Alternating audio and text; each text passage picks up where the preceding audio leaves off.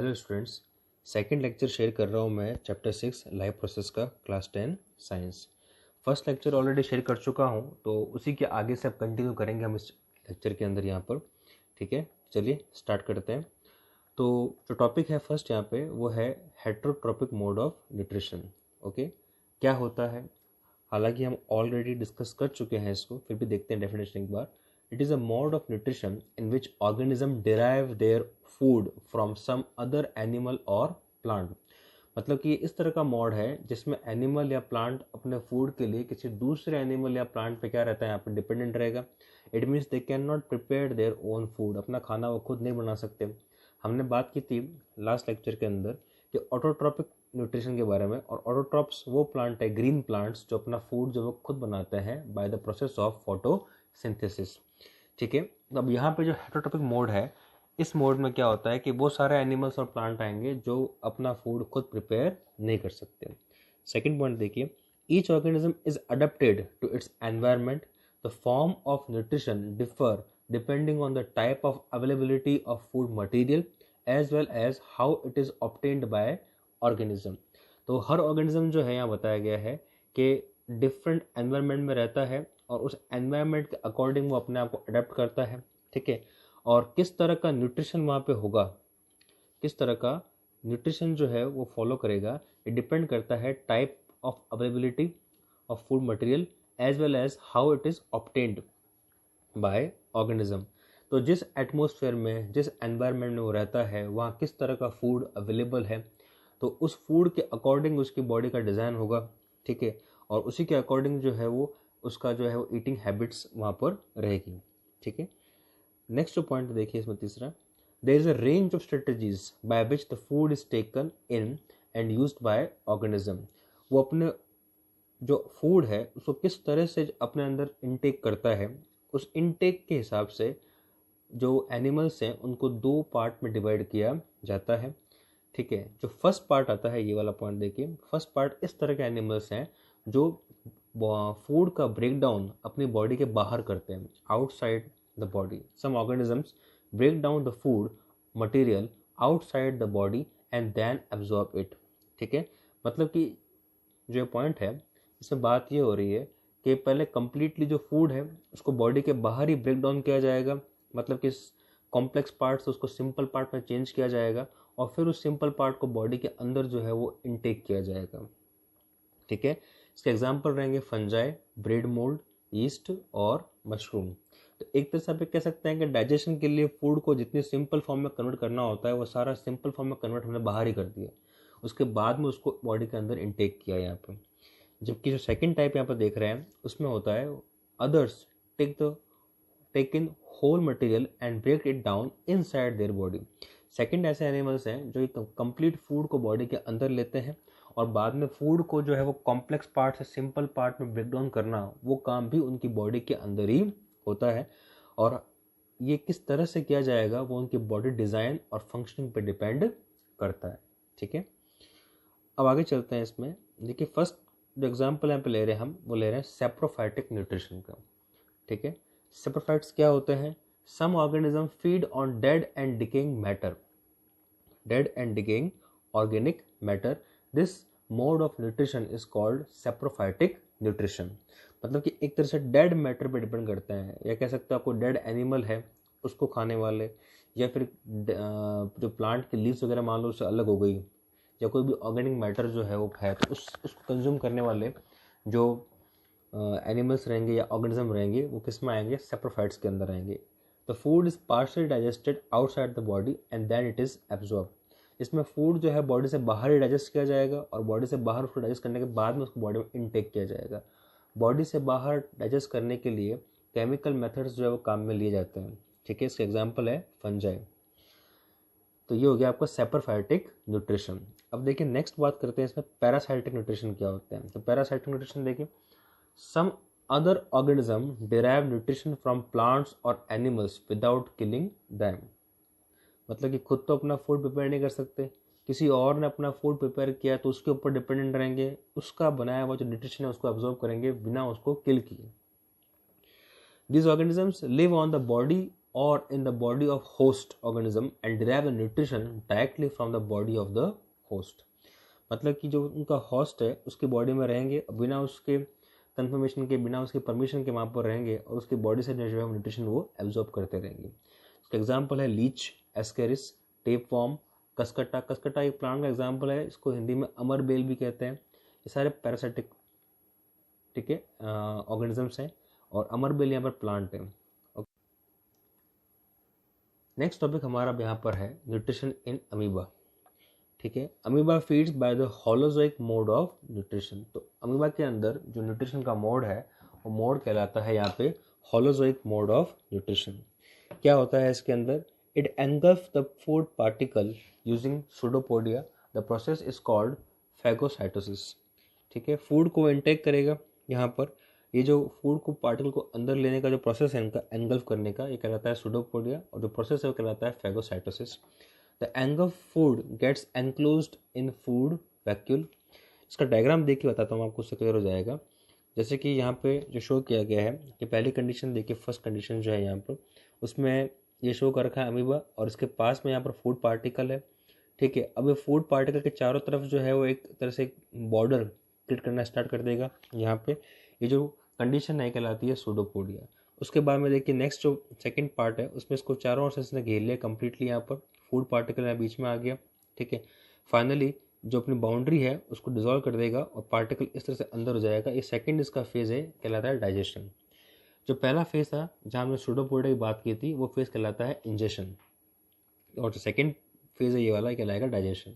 उसके बाद जब फूड अंदर आ जाएगा यहाँ पे, अब उस फूड को जो है बॉडी के अंदर एब्जॉर्ब किया जाएगा थर्ड स्टेप के अंदर. ये कहलाएगा आपका एब्जॉर्प्शन. ओके, एब्जॉर्ब करने के बाद में, ठीक है, उसके जो मिनरल्स हैं उसको धीरे धीरे बॉडी के अंदर मिक्स किया जाएगा. ये कहलाएगा प्रोसेस ऑफ एसिमिलेशन. और उसके बाद में फाइनली जो एसिमिलेशन हुआ, जो एसिमिलेशन है उसके थ्रू जितना भी न्यूट्रिशन था वो उसकी बॉडी को जो है मिल चुका है. और बॉडी को न्यूट्रिशन मिलने के बाद में जो वेस्ट मटेरियल बना, उस वेस्ट मटेरियल को वापस बॉडी से बाहर निकालना है. और वो प्रोसेस नंबर 5 यहाँ पर होगी जो कहलाएगी इजेशन. ठीक है, तो एक बार फिर से रिपीट कर रहा हूँ. स्टार्टिंग के जो प्रोसेस है इंजेशन, उसने फूड पार्टिकल को देखा, उसके चारों ओर जो है बॉर्डर बनाना स्टार्ट किया, सूडोपोडिया क्रिएट किया. सेकंड जो पार्ट है डाइजेशन, उसमें वो उस फूड पार्टिकल को चारों ओर से घेर कर फाइनली उसको अपने अंदर पैक कर लेगा. थर्ड उसमें है अब्जॉर्प्शन, जहाँ वो उस पार्टिकल को जो है अपनी बॉडी के अंदर एब्जॉर्ब करना स्टार्ट कर देगा. चौथा स्टेप एसिमिलेशन, जहाँ उस पार्टिकल से जो मिनरल्स मिले उसको, जो भी उसको न्यूट्रिशन मिला है, उस न्यूट्रिशन को अपने बॉडी में ट्रांसफ़र कर देगा. ठीक है, और फाइनली जो फिफ्थ पार्ट है वो है इजेशन, जिसमें जो भी वेस्ट मटेरियल उसकी बॉडी में बना है उस वेस्ट मटेरियल को बॉडी से बाहर निकाल देगा. तो ये 5 स्टेप में काम होगा अमीबा की बॉडी के अंदर. ठीक है, ये जो न्यूट्रिशन का मोड है अमीबा में ये कहलाता है holozoic mode of nutrition. Okay, देखिए नेक्स्ट अब बात करते हैं हम इसमें न्यूट्रिशन इन पैरामीशियम की. तो पैरामीशियम की बात की, फर्स्ट पॉइंट देखिए, in paramecium which is also unicellular organism, single cell organism है. The cell has definite shape and food is taken in specific spot. Definite shape होगा और फूड एक स्पेसिफिक स्पॉट से ही एंटर होगा. वो स्पेसिफिक स्पॉट कहलाएगा उसका माउथ. यहाँ पे शो कर रखा है डायग्राम में, देखिए आप. Food is move to this spot by the movement of cilia which cover the entire surface of cell. इसके चारों तरफ आपको बाल की तरह स्ट्रक्चर दिख रहे होंगे. देखिए ये बाल की तरह जो स्ट्रक्चर कहलाते हैं सिलिया, और सिलिया का काम ही होता है कि फूड पार्टिकल को जो ढकेलते हैं माउथ की तरफ, धीरे धीरे पुश करके उसके माउथ की तरफ लेके आते हैं. जो पैरामीशियम है उसके अंदर भी जो न्यूट्रिशन है वो होलोजोइक ही होता है. They have cilia that help them to engulf the food through the oral groove. तो सिलिया की हेल्प से ही ये फूड को जो है बॉडी में एंगल्फ करेगा, आई मीन टू से माउथ की तरफ पुश करेगा, जहाँ से वापस उसको एंगल्फ कर लिया जाएगा. ओके, नेक्स्ट पॉइंट देखिए. The food vacuole is created enclosing the food and food moves through the cytoplasm. The process is called cyclosis. तो जो फूड इसने बॉडी के अंदर लिया है माउथ से, यहाँ पे उसको अंदर लेने के बाद में इसको जो है वो फूड को चारों ओर से एनक्लोज करके और बॉडी के अंदर एब्जॉर्ब करने का जो प्रोसेस है वो स्टार्ट होगा. ठीक है, एब्जॉर्प्शन से जस्ट पहले का जो स्टेप रहेगा वो कहलाएगा साइक्लोसिस, और साइक्लोसिस के बाद ही यहाँ बॉडी में क्या होगा, एब्जॉर्प्शन स्टार्ट हो जाएगा, जो कि नेक्स्ट स्टेप है. Food digested in food vacuole is now absorbed bye cytoplasm. and then undigested food is given out to a tiny pores called anal pore. Okay, तो अब यहाँ पे देखिए डायग्राम के अंदर यहाँ पे फिर से एक बार, तो यहाँ से सीलिया की हेल्प से फूड पार्टिकल को जो है यहाँ पे शिफ्ट किया गया। ये पार्टिकल यहाँ पे दिख रहा है, माउथ में शिफ्ट होगा, अंदर आने के बाद में साइटोप्लाज्म इसका ऑब्जर्प्शन होगा, और एब्जॉर्प्शन होने के बाद में इसको वापस जो वेस्ट मटेरियल बनेगा उस वेस्ट मटेरियल को through an anal pore body से बाहर निकाल दिया जाएगा। ठीक है, अब बात स्टार्ट करते हैं न्यूट्रिशन इन ह्यूमन बीइंग। तो पहला पॉइंट देखिए, humans are omnivorous, they can eat plant based food as well as animal based food. Human जो है वो वेज और नॉन वेज दोनों चीज़ें खा सकते हैं, इसलिए क्या कहलाएंगे, ऑमनिवरस कहलाएंगे। Second point, being more complex human have very complicated nutrition system. Body का स्ट्रक्चर बहुत ही कॉम्प्लेक्स है, तो हमारे अंदर जो है बहुत ही कॉम्प्लिकेटेड न्यूट्रिशन सिस्टम देखने को मिलता है। ओके, थर्ड पॉइंट देखिए, humans have highly evolved and complicated digestive system consisting of alimentary canal and different type of digestive glands। तो हमारा जो सिस्टम है वो एलिमेंट्री कैनाल सिस्टम कहलाता है, और यहाँ पे डिफरेंट टाइप की ग्लैंड्स देखने को मिलती है जो बहुत सारे एंजाइम्स सेक्रेट करती है बॉडी में, जो कि हमारे बॉडी में जो फूड है उसको डाइजेस्ट करने में हेल्प करते हैं।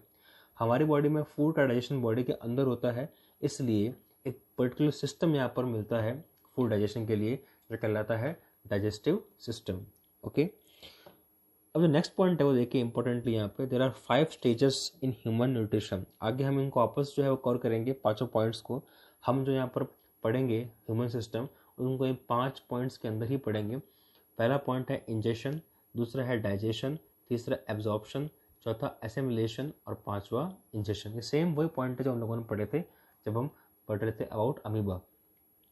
ओके, तो नेक्स्ट पॉइंट देखिए इसके अंदर अगला है alimentary canal consist of following organs. हमने कहा कि भाई जो ह्यूमन सिस्टम है वो एलिमेंट्री कैनाल सिस्टम कहलाता है।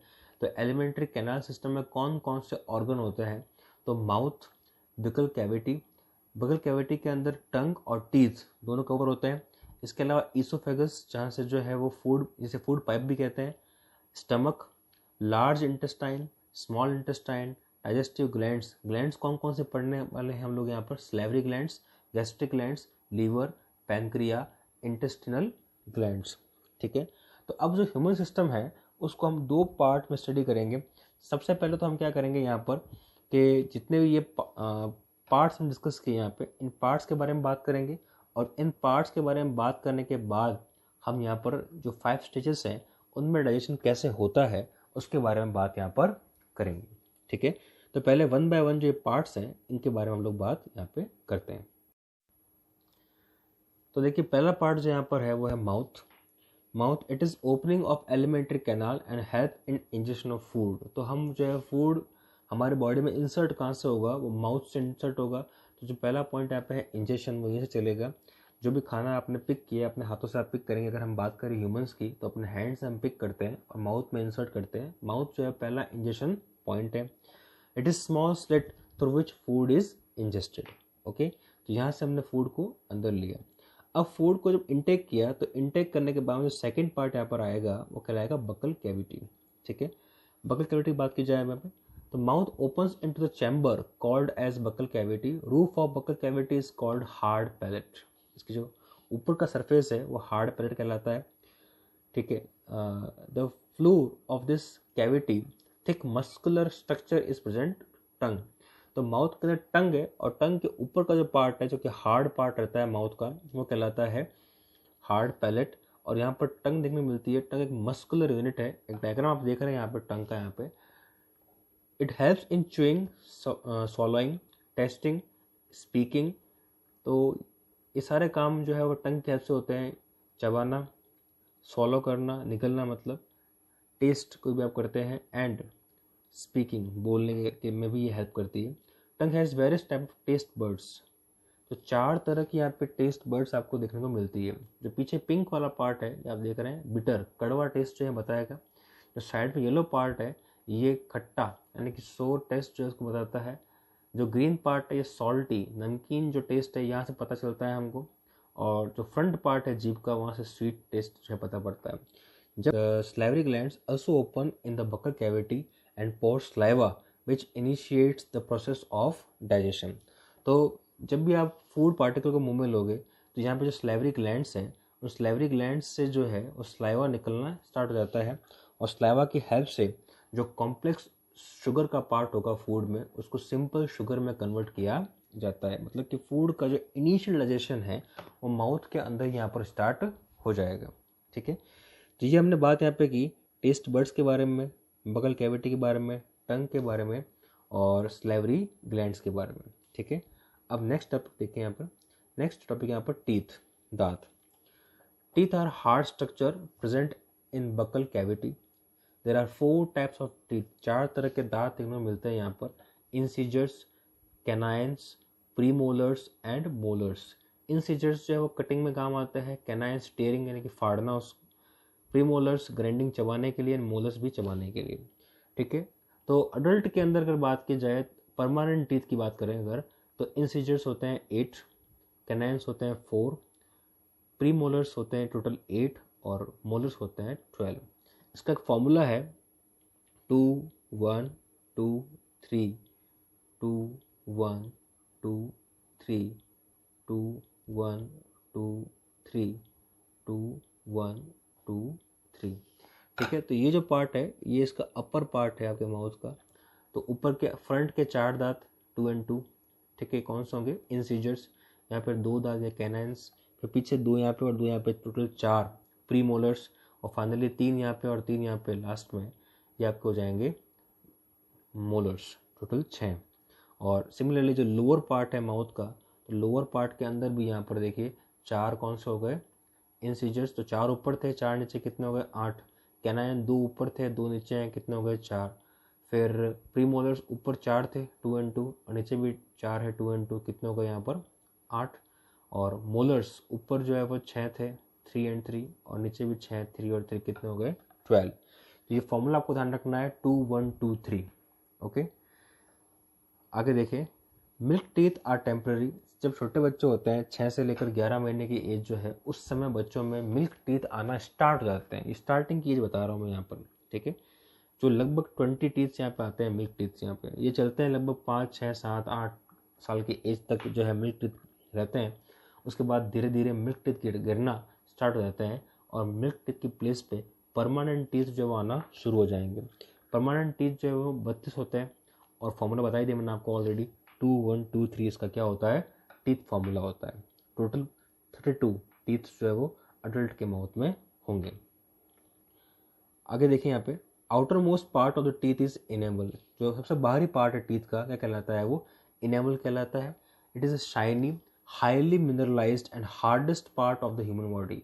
ह्यूमन बॉडी का सबसे हार्ड पार्ट, हार्डेस्ट पार्ट जो कौन सा है यहाँ पर?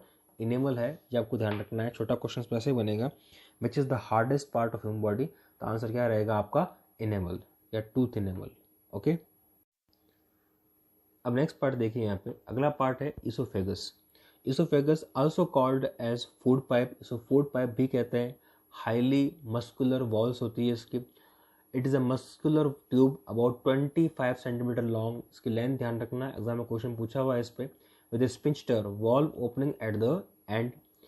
It's function is to transport food and fluid after being swallowed from mouth to the stomach. जो फूड आपने माउथ में लिया, उसको स्लाइवा के हेल्प से आपने थोड़ा ब्रेक डाउन किया, फाइनली स्लाइवा मिक्स हो जाएगा उस फूड के अंदर, और वो फूड जो है वो स्लिप होता हुआ जो है वो आप उसको सॉलो कर लोगे। तो सॉलो करने के बाद में जो है फूड को पाइप के थ्रू होता हुआ स्टमक तक पहुंचाना। ये डायग्राम देख रहे हैं आप यहाँ पे, ये फूड यहाँ पे शो किया हुआ है, और ये इसोफेगस से फूड मूव होता हुआ यहाँ पर, और कहाँ पहुँचेगा? स्टमक तक पहुँच जाएगा। ठीक है, तो ये जो सारा इसको प्रोसेस करने का काम है यहाँ से तक मूव करने का, ये कौन करेगी? इसोफेगस करेगी। और इसमें जो मूवमेंट होता है वो मूवमेंट कहलाता है peristaltic movement. Food is pushed down by peristaltic movement. These are constant wave like movements of the alimentary canal right from oesophagus to the small intestine. यानी कि इसोफेगस से ये मूवमेंट यहाँ पे शुरू होते हैं। कौन से मूवमेंट्स? Peristaltic movement. ये मूवमेंट जो है पूरी बॉडी में चलते रहेंगे, यानी कि फूड का जो है माउथ से इसोफेगस में जाना इन्हीं मूवमेंट्स के थ्रू होगा। देन स्टमक के अंदर डाइजेशन के बाद स्टमक से आगे जो है वो स्मॉल इंटेस्टाइन के अंदर भी इन्हीं मूवमेंट की हेल्प से ये फूड जो आगे शिफ्ट होगा। ठीक है, अब देखिए आगे जो है नेक्स्ट पार्ट इसका है stomach. Stomach it is a J shaped bag present on the left side of abdomen.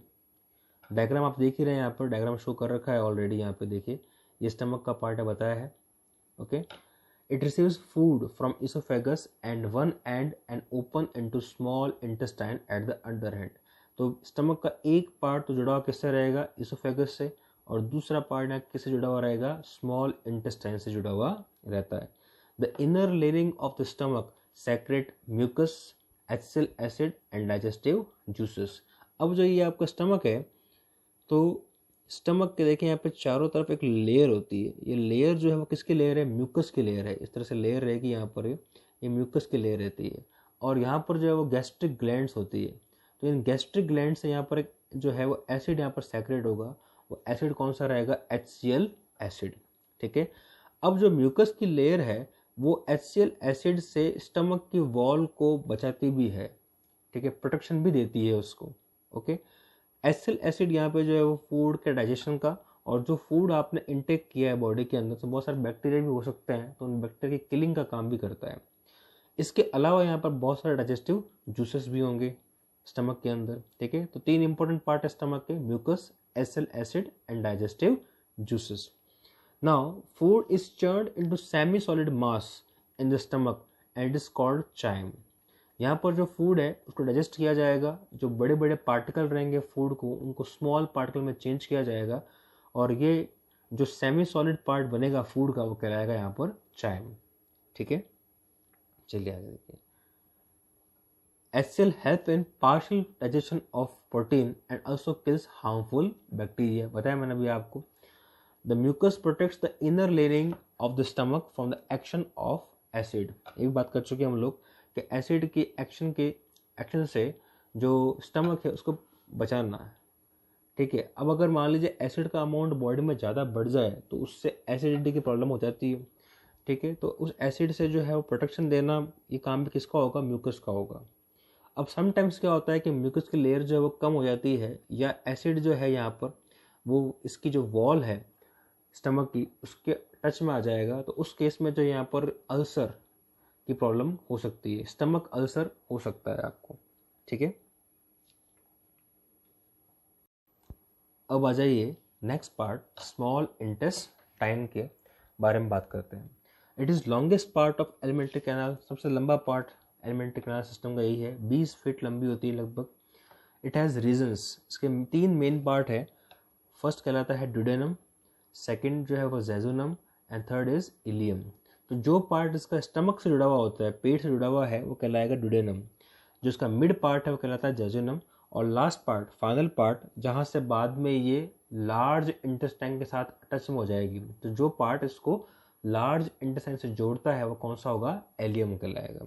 ठीक है, क्लियर है, कोई दिक्कत नहीं। अब डायग्राम आप देखिए, डायग्राम हमको क्लियर हो जाएगा। यहाँ पे जो है 3 पार्ट शो कर रखे हैं। यहाँ पे ड्यूडेनम पार्ट है स्टार्टिंग वाला, जिसे यहाँ पे देखिए स्टमक से अटैच है।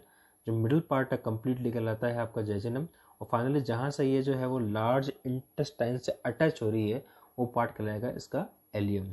ठीक है, the internal surface of the small intestine is folded into finger like projections called. मान लीजिए कि ये आपकी जो है वो स्मॉल इंटेस्टाइन है, तो स्मॉल इंटेस्टाइन में इस तरह से फिंगर लाइक स्ट्रक्चर्स होते हैं।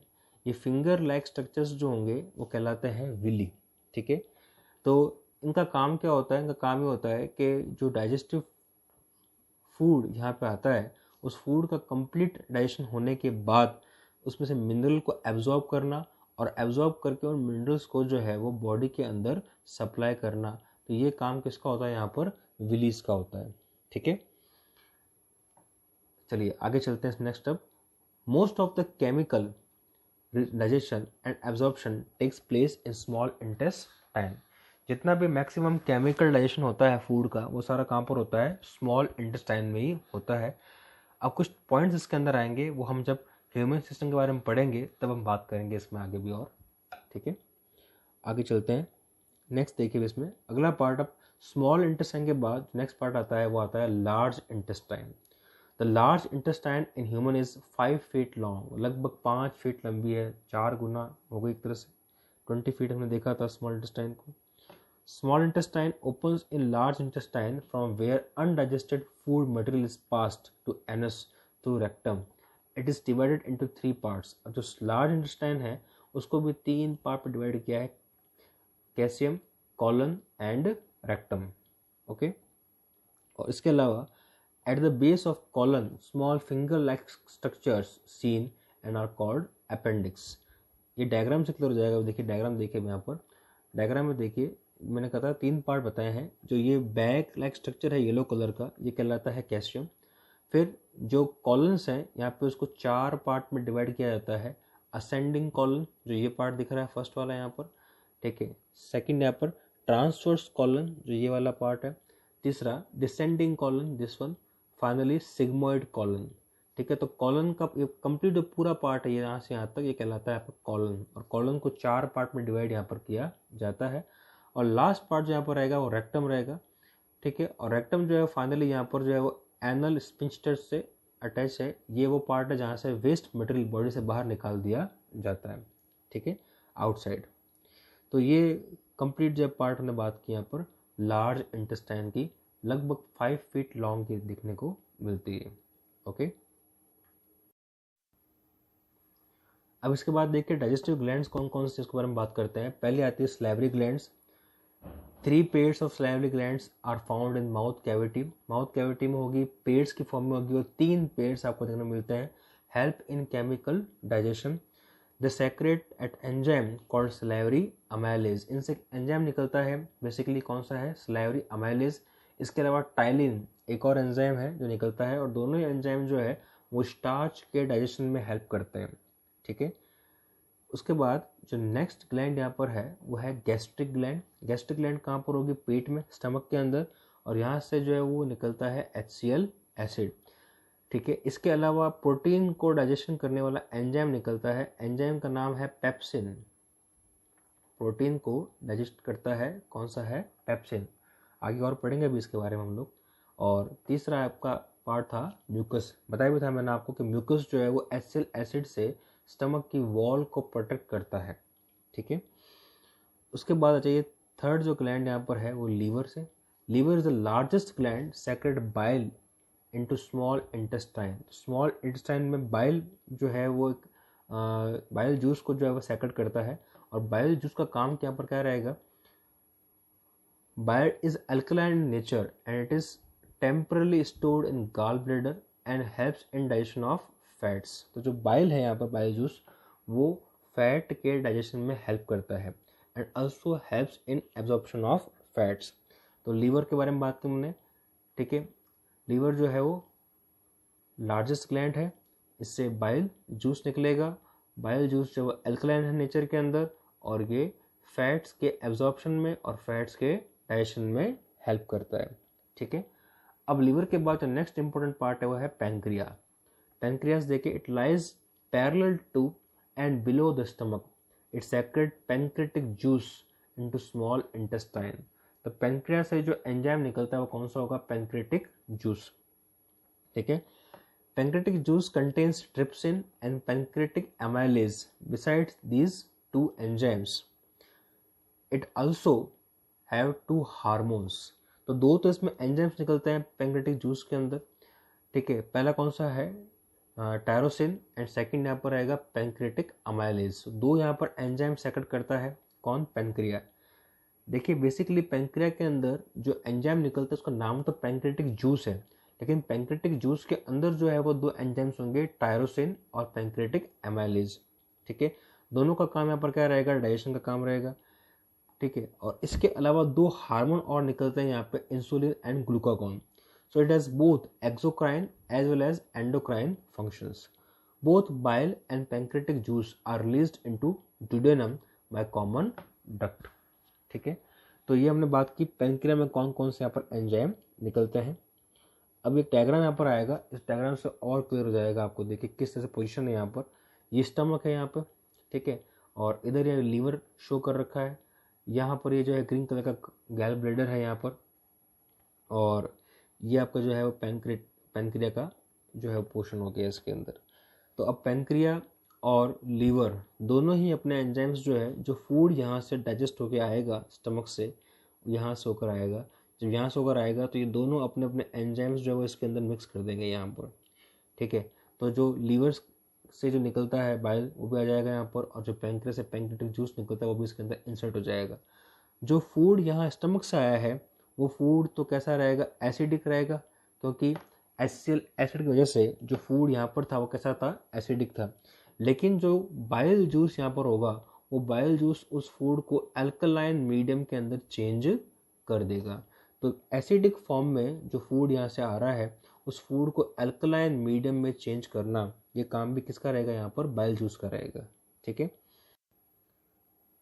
तो ये सेकंड पार्ट हमारा लेक्चर का कंप्लीट हो गया अब यहाँ पर। अब कुछ क्वेश्चंस मैंने यहाँ पर डाले हैं आपके होमवर्क के लिए, वो आप ट्राई करना, और व्हाट्सएप पे आप चाहें तो इसके लिए मुझसे हेल्प ले सकते हैं, ठीक है। बाकी हम नेक्स्ट लेक्चर में बात करते हैं ह्यूमन सिस्टम के बारे में। Thank you.